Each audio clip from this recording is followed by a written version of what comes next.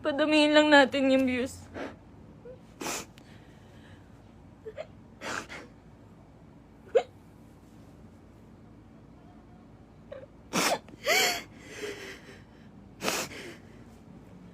Magsasalita na po ako. Magsasalita na po ako. Padamihin lang po natin yung views.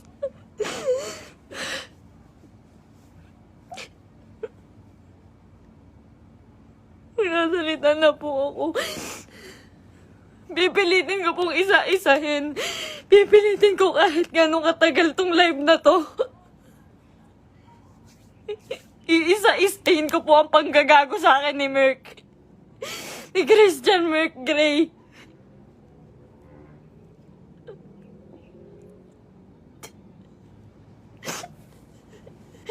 Ginago po ako ng taong yon. Ginamit po ako ni Christian Merc Gray.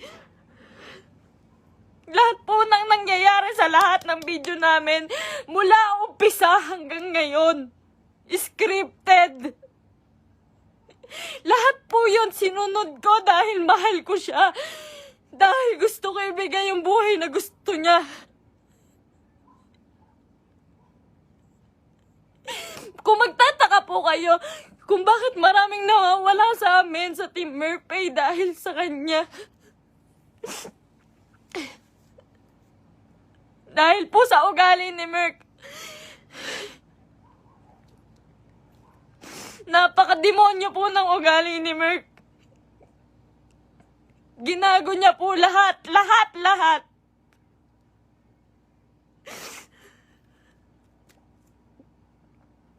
Ito po. Ito na, umpisan ko na po. Alam niyo po, nag-umpisa kami sa... Nung galing po siya sa Brusco. Galing po si Merc sa Brusco. Hindi po ako yung dahilan ba't siya nawala doon. Ayaw niya pong mabawasan yung perang kikitain niya dahil po alam niyang malaki. Siya po ang pinakamalaking may kita sa Brusco. Siya po ang may pinakamalaking kita. Yung ibabawas na 5% doon, sa pera ni Merc siguro mababawas doon 16,000.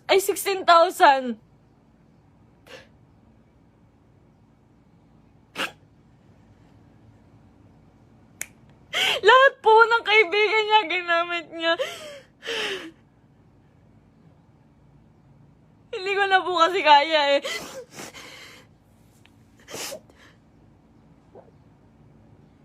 Sobra po yung ginawa ni Merc. Sobra. Hindi ko na po kaya. Pasensya na po kayo.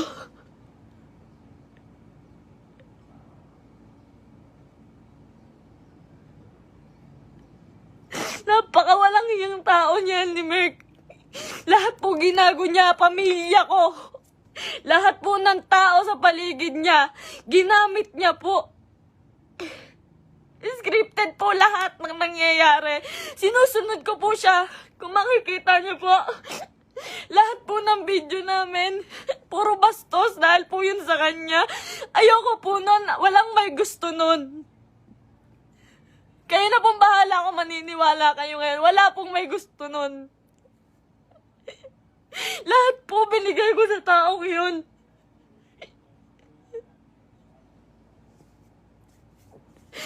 Lahat po ng panggagamit sa katawan ko, lahat po ng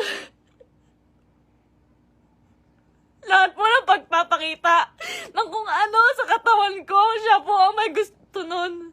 Nagagalit po siya pag aayaw ako. Ang sasabihin niya, para sa atin to. Para sa atin to. Pero hindi ko naramdaman dahil po, napakalaki po ng kinikita ni Merc. Wala po siyang binibigay sa akin. Kung sasabihin niyo po na pera lang ang habol ko sa kanya.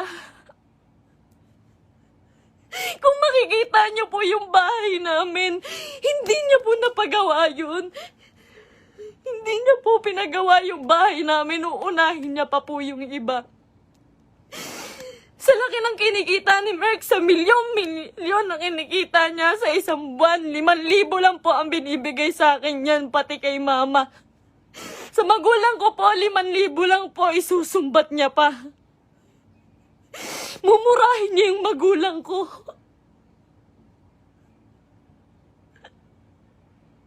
Sasabihin niya, manang-mana ka sa magulang mo. Ang bobobo niyo. Lahat kayo plastic. Ginaganon niya po yung magulang ko, hindi ko na po kaya. Ngayon po, nawawala po si Merk ngayon. Lahat po ng nangyari, scripted po. Scripted. Tinatago po ako ni Merk. Tinatago niya po ako. Hindi niya po ako pinapalabas. Ayoko na po. Ayoko na talaga. Ayoko na po talaga. Ayoko na po. Ang ginagawa niya lang po. Nandito po ako ngayon kasi nawawala po si Merk. 6 na araw na po siyang nawawala. Kasama niya po yung babae niya. Yun dun po sa... Si Pam doon sa video na bago makaganda.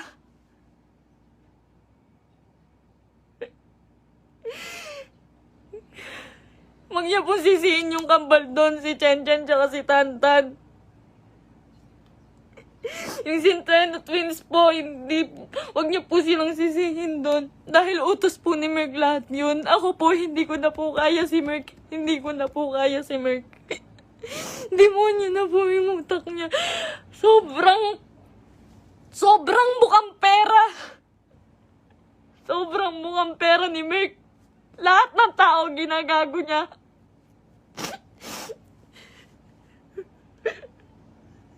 Sinisira niya po yung nanay ko po. Yung nanay ko na nasisira na din po sa inyo. Yung sasabihan po yung nanay ko na mamatay ka na, siya po may utos nun. Ginagawa niya pong robot yung pamilya ko dahil sa akin na lang po tumitingin yung pamilya ko. Ba't nila sinusunod si Merk? Kada pupunta po sila sa bahay, may pagkain na sila, maghihintay kami ng script niya. Magagalit pa po yan pag nagkakamali ako. Pag may mali po ako nasasabi, pag kailangan ulitin ng video, magagalit pa po yun. Lahat po ng video namin, scripted. Dahil po sa kanya.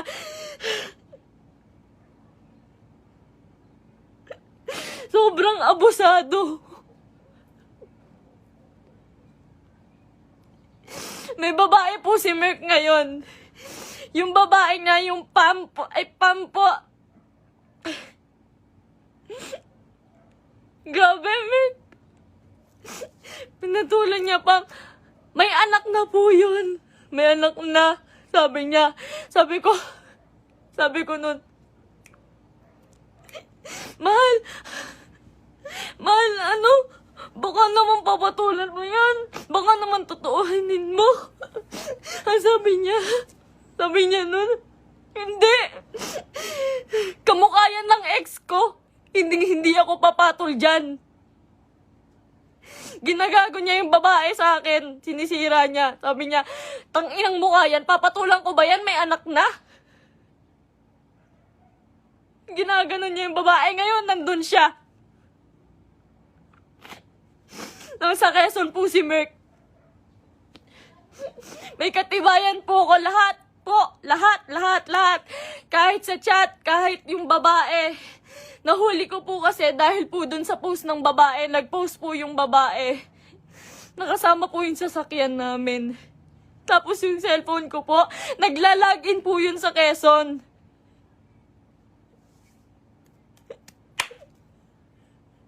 Lahat po ginawa ko kay Merk. Pasensya na po kayo. Ako po mismo humihingi ng pasensya dahil po kinonsinti ko siya. Mahal ko lang po talaga. Ngayon lang ako natauhan. Sobrang dami kong kaibigang nilayuan. Pamilya dahil ayaw nila ng video namin ni Merk. Sobrang dami dami ko pong nilayuan. Wala po akong kaibigan ngayon. Wala po akong kahit sino ngayon. Dahil kay Merk, dahil iniingatan ko po siya.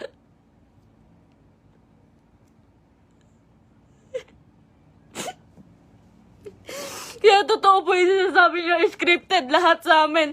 Scripted lahat ng buhay na binigay sa akin ni Merk. Lahat po ng pera niya sa kanya lang po. Sa laki po ng pera niya, nagkakautang pa po siya. Sobrang samang tao. Ultimo shampoo namin, sabon namin, ako pa bumibili.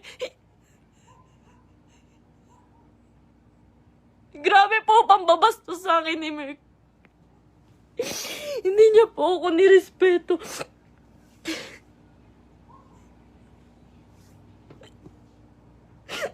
Nawalan po ako ng kaibigan dahil sa kanya. Huwag niyo po sisihin lahat po ng taong nakapaligid kay Merk. Dahil po lahat yun inuutusan niya. Sobrang bossy. Hindi niya naman po pinapalamon.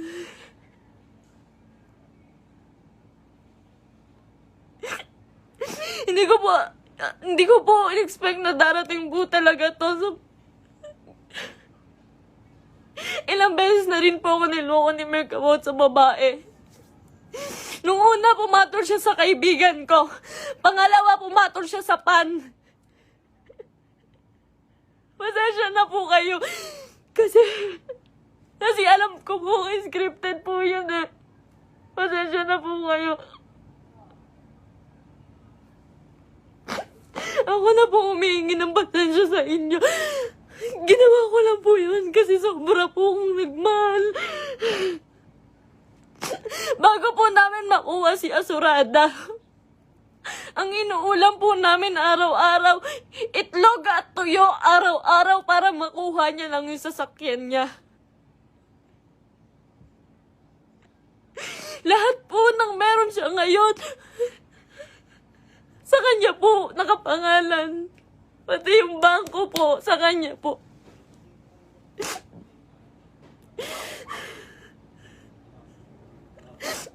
Paghihingi po ako sa kanya, hindi po yun magbibigay. Ultimo sarili kong damit, ako pa bumibili. Sa isang buwan po, 5,000 lang ang binibigay niya sa pamilya ko. Tapos susumbatan niya pa. Lahat daw binigay niya sa akin. Yung singseng, sabi niya, 170K daw po yun. Malaman-laman ko, 30,000. Yung tatay ko, binastos niya. Binastos niya yung tatay ko. Hindi po siya nagpaalam sa tatay ko na magpo-propose siya. Nung time na yun po, hindi po maganda yung nangyari. Yung proposal po. Hindi po ako naniniwala sa proposal na yun dahil po, alam ko na hindi totoo, na para lang yun sa video. Lahat po kay Merk, hindi totoo.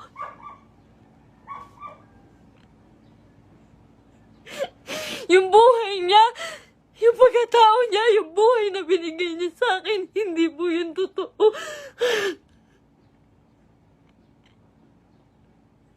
Lahat po ng kaibigan niya na malalapit sa kanya, ginago niya po lahat yun.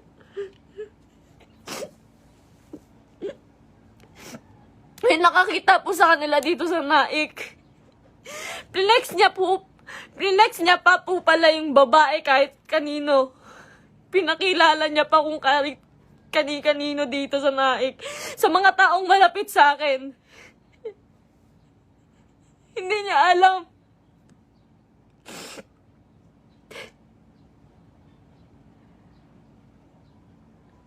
Grabe po yung ginawa sa akin. 3 years. 3 years po akong nagtiyaga. Isang buwan po akong nakakulong. Isang buwan po akong nakakulong sa kwarto. Kinukulong niya po ako kasi bawal daw po ako makita ng kahit sino ng kapitbahay. Nandito lang po ako pag uuwi po ako sa Antipolo. Madaling araw niya po ako iuuwi doon para walang makakita sa akin.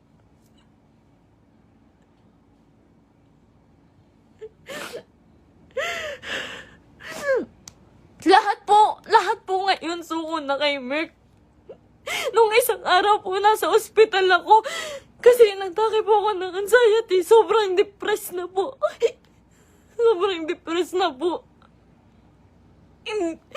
Hindi niya alam yun. Hindi niya alam na naghahanap ako sa kanya. Kahit saan naghahanap po ako. Naghahanap ko siya eh. Kasi mahal ko po siya eh.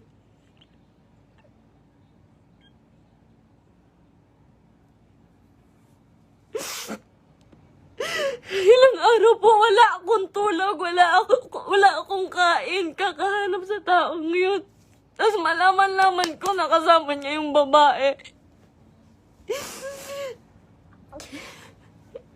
Huwag niyo pong sisisihin yung mga tao sa paligid niya dahil siya po ang naggawa nitong gulong to.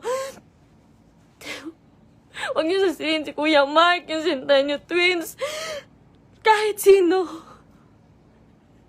Siya po ang gumawa nito. Sobrang boss po ni Merk. Sobrang pa-boss po. Sa lahat po ng video, kung makikita niyo po, lantad na lantad yung suso ko para lang mapanood ng mga tao.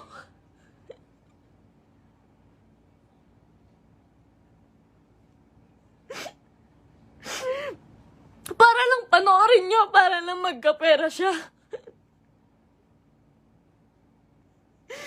Lahat po ng taong nawala po sa amin, hindi ko po masisisi. Eterners TV, Brusco, Arnold, Tatay Onin. Marami pa pong nawala sa aming mga kaibigan dahil po sa kanya. Dahil hindi po nila kaya. Hindi po nila kinakaya si Merk. Nagmahal lang po ako. Pasensya na po. Pag mag-short film po kami, magkamali lang po ako ng unti. Nangina naman mahal, galingan mo naman. Pati po pagkapahulog ko po sa hagdan, hindi po yun totoo. Ang sakit po ng katawan ko nun pagtapos. Ginawa ko yun sa kanya nung nagpakahulog ako sa hagdan.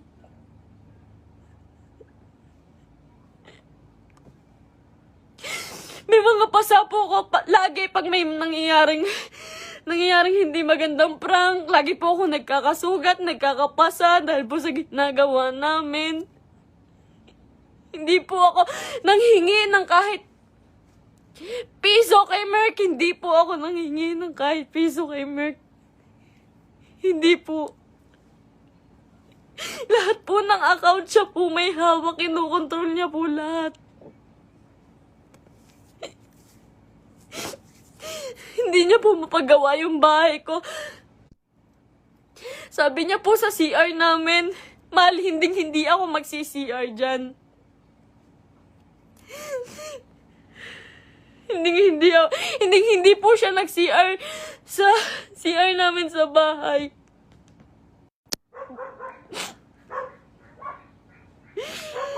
Pero hindi niya po yun mapagawa. Tinitiis niya po yun. Kayo na pong bahala kahit hindi na po kayo maniwala. Hindi ko po kayo masisisi. Kasi lahat ng ginawa ni Merk, hindi totoo yun. Wala nang totoo kay Merk. Mahal na mahal ko yun. Ang dami kong ginawa para sa kanya.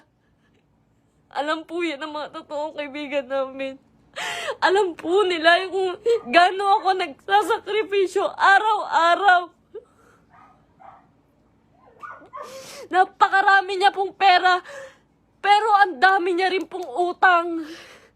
Hindi ko na po alam kung saan niya pinupunta yung mga pera. Kung makikita nyo naman po kasi sa mga video namin, wala po talaga akong hawak na may mga pangalan na damit, may pangalan na sapatos. Lahat po yun ako lang po. Uutang pa po ako sa ibang tao, magkapera lang. Lagi po akong umuutang sa ibang tao, magkapera lang.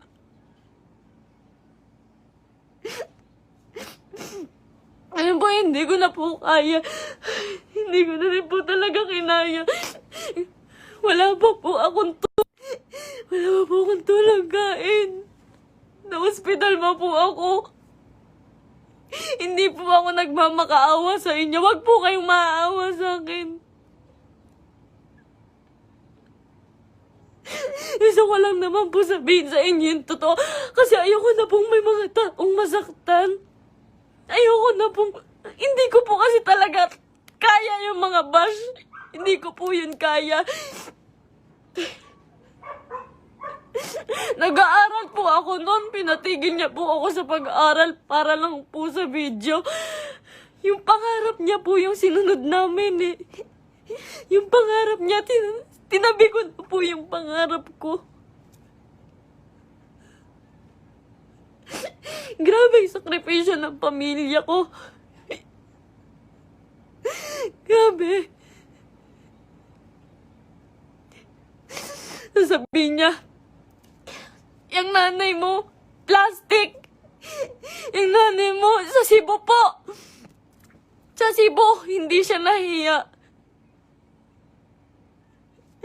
Hindi po siya nagbigay ng kahit ano, na kahit piso lang doon sa tiniran namin. Iniwan niya po ako doon para lang po sa babae. Sabi niya po may sponsor. Iniwan niya po ako sa Cebu. Magkasama po kami doon isang araw po. Ang usapan po, 1 linggo po kami doon. Kasi po pupunta na po kaming Canada. Mas malaki po kasi yung kita sa Canada. Kaya po kami pupunta ng Canada, pero hindi ko na po kaya.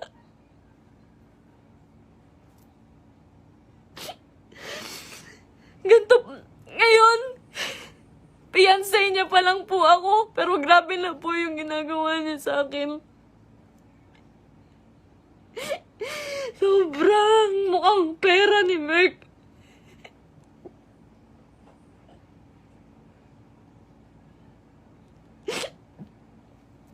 Magalit na po kayo sa akin, pero ginawa ko lang po yun kasi mahal ko po yung tao. Pasensya na po. Pasensya na po.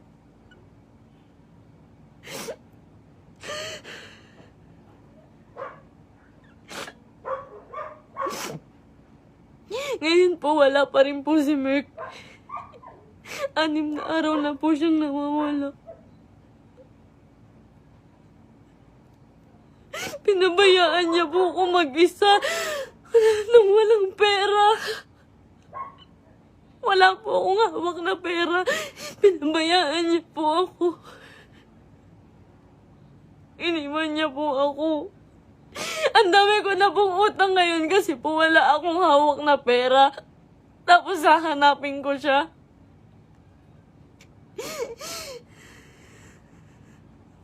Masakit po kasi lalo eh. Fiancé na po kasi ako eh.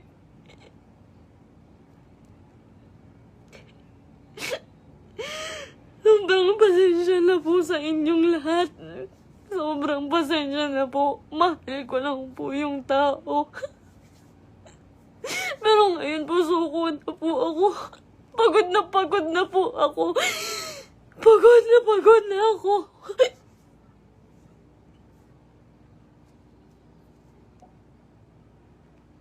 Pasensya na po.